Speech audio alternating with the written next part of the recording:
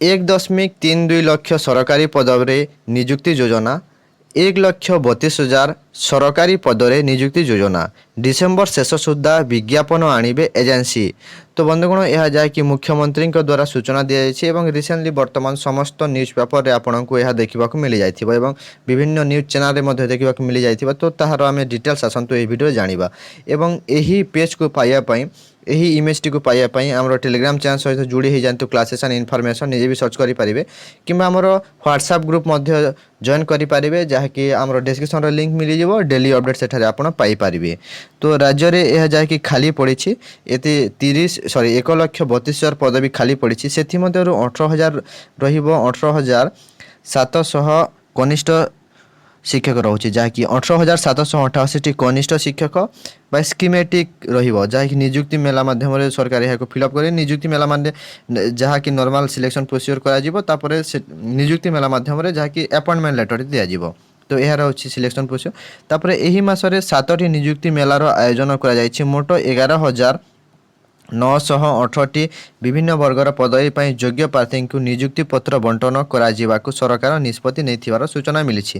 ରାଜ୍ୟ ସରକାର ସୂଚନା ଅନୁସାରେ ରାଜ୍ୟରେ ମୋଟ 3,99,666ଟି ମୂଳ ସରକାରୀ ପଦବୀ ମଧ୍ୟରୁ ଯାହାକି ଟୋଟାଲ ଆପଣଙ୍କ ସରକାରୀ ପଦବୀ ଆପ୍ରୋକ୍ସିମେଟଲି ଯାହାକି 3,99,000 ଅର୍ଥାତ୍ 4 ଲକ୍ଷ ପାଖାପାଖି 4 ଲକ୍ଷ ସରକାରୀ ପଦବୀ ରହିଛି ସେଥିମଧ୍ୟରୁ ଯାହାକି 1,32,000ଟି ଖାଲି ପଡ଼ିଛି ବର୍ତ୍ତମାନ ସେଥିରେ 92,203ଟି ପଦବୀ ପୂରଣ ନିମନ୍ତେ କ୍ଷମତାପ୍ରାପ୍ତ କମିଟିର ଅନୁମୋଦନ ମିଳିସାରିଛି ଅର୍ଥାତ୍ ଏଜେନ୍ସିମାନଙ୍କୁ ଏଜେନ୍ସି ଯାହାକି ଏଠାରେ ହେଡ଼ଲାଇନ୍ରେ ମେନସନ୍ ଥିଲା ଏଜେନ୍ସି ମାନେ ବାହାର କରିବେ ତାହା OSSC OTSC ହେଉ କିମ୍ବା OPSC ହେଉ ସେହି ଏଜେନ୍ସିମାନଙ୍କୁ ମଞ୍ଜୁର ପ୍ରାପ୍ତ ହୋଇସାରିଛି ଯାହାକି 92,203ଟି ପଦବୀ ପାଇଁ 1,32,000 ପଦବୀ ମଧ୍ୟରୁ ବାକି ରହିଲା ଯାହାକି 40,256ଟି ପଦବୀ ତାହା ଆଗାମୀ ଅନୁମୋଦନ ପ୍ରକ୍ରିୟା ସେପ୍ଟେମ୍ବର ଶେଷ ସୁଦ୍ଧା ସରିଯିବ ବିଭାଗ ନିର୍ଦ୍ଦେଶ କ୍ରମେ ସରିଯିବ।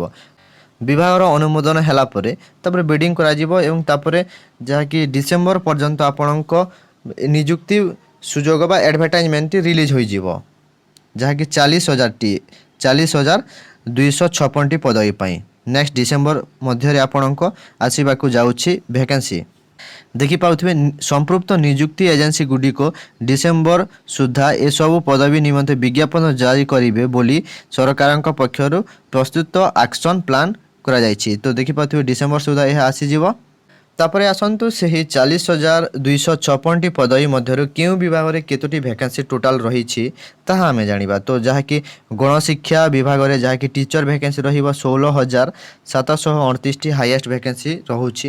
ତାପରେ ଗୃହ ବିଭାଗରେ ହୋମ୍ ଡିପାର୍ଟମେଣ୍ଟରେ 6,150ଟି ରହିବ ଯାହାକି ପୋଲିସ ଗୁଡ଼ାକରେ ଆସିବ ବିଏସ୍ଏଫ୍ ନୁହେଁ କନଷ୍ଟେବଲ ଗୁଡ଼ାକ ଆସିବ SI ଆସିବ ତାହା ସେଗୁଡ଼ାକ ରହୁଛି। ତାପରେ ସ୍ୱାସ୍ଥ୍ୟ ଓ ପରିବାର କଲ୍ୟାଣ 4,612ଟି ପଦବୀ ରହୁଛି। ତାପରେ କୃଷି ଓ କୃଷକ କଲ୍ୟାଣ ବିଭାଗରେ 2,050ଟି ପଦବୀ ରହୁଛି। ତାପରେ ଉଚ୍ଚଶିକ୍ଷା ବିଭାଗରେ 1,693 ଗୋଟି ପଦବୀ ରହିଛି। ସେପ୍ଟେମ୍ବର ଓ ଡିସେମ୍ବର ମଧ୍ୟରେ ରାଜ୍ୟ ସରକାର ମୋଟ 46ଟି ନିଯୁକ୍ତି ମେଲା ଆୟୋଜନ କରି ନିଯୁକ୍ତି ଏଜେନ୍ସି ଦ୍ୱାରା 34,686ଟି ସରକାରୀ ପଦବୀ ପାଇଁ ଯୋଗ୍ୟ ବିବେଚିତ ପ୍ରାର୍ଥୀଙ୍କୁ ନିଯୁକ୍ତି ପତ୍ର ବଣ୍ଟନ କରିବେ ବୋଲି ଜଣାପଡ଼ିଛି। ଅର୍ଥାତ୍ ଏହା ଯାହାକି 46,000 ଏହାର ସିଲେକ୍ସନ୍ ପ୍ରୋସିଓର ସରିସାରିଛି ଆପଏଣ୍ଟମେଣ୍ଟ ଲେଟର ଦିଆଯିବ। ତ ବର୍ତ୍ତମାନ ଆଶା କରୁଛି ଜାଣିପାରିଥିବେ ଅପକମିଂ କେଉଁ ବିଭାଗରେ କେତୋଟି ଭ୍ୟାକେନ୍ସି ଆସିବ। ତ ଭିଡ଼ିଓ ଯଦି ଟିକେ ବି ଇନଫର୍ମେଟିଭ୍ ଲାଗିଲା ତାହେଲେ ଭିଡ଼ିଓକୁ ଲାଇକ୍ କରନ୍ତୁ ଚ୍ୟାନେଲକୁ ସବସ୍କ୍ରାଇବ୍ କରନ୍ତୁ ଏବଂ ଏମିତି ହିଁ ଲେଟେଷ୍ଟ ଜବ୍ ଅପଡ଼େଟ୍ ଗୁଡ଼ିକ ପାଇବା ପାଇଁ ଆମର ଚ୍ୟାନେଲକୁ ସବସ୍କ୍ରାଇବ୍ କରନ୍ତୁ।